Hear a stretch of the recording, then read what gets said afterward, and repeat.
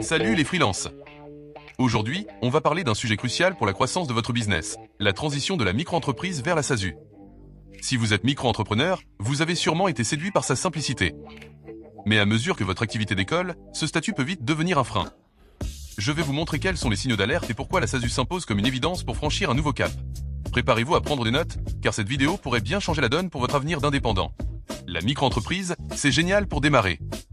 Moins de paperasse, une fiscalité simple. Mais elle n'est pas faite pour une croissance illimitée. Elle atteint vite ses limites, surtout quand votre chiffre d'affaires commence à exploser. Il est essentiel de comprendre ces plafonds pour ne pas se retrouver bloqué. Le problème majeur, c'est l'impossibilité de déduire vos charges réelles. Imaginez, vous investissez dans du matériel coûteux, des formations, des logiciels.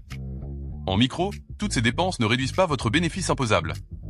De plus, la TVA non récupérable devient une vraie perte sèche dès que vous dépassez les seuils de franchise. Ça pique le porte-monnaie. Au-delà de l'aspect financier, la micro-entreprise offre une protection sociale moins couvrante qu'un salarié. Et avouons-le, pour certains grands comptes ou partenaires, le statut de micro-entrepreneur peut parfois être perçu comme moins professionnel ou moins solide. Votre image en prend un coup, ce qui peut freiner de belles opportunités. Le premier indicateur clair, c'est le dépassement des plafonds de chiffre d'affaires de la micro-entreprise.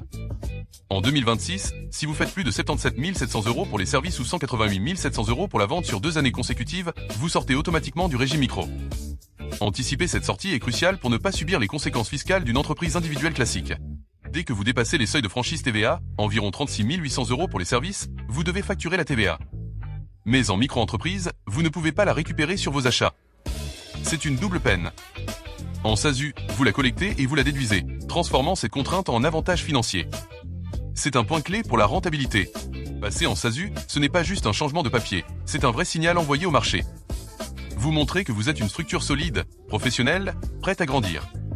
Les banques, les investisseurs, les grands comptes, tous vous prendront plus au sérieux.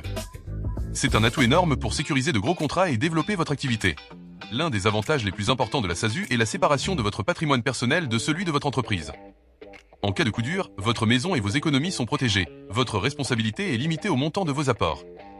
C'est une tranquillité d'esprit inestimable pour tout entrepreneur.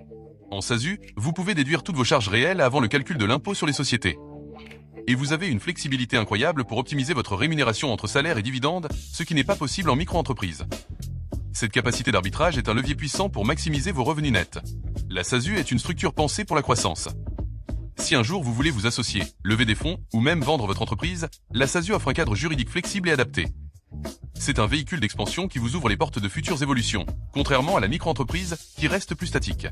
Alors, cette première partie vous a donné matière à réflexion ? Si vous vous reconnaissez dans ces signaux, c'est le moment d'y penser sérieusement. Dans la prochaine vidéo, on plongera plus en détail dans le fonctionnement de la SASU. Pour ne rien manquer, abonnez-vous et activez la cloche.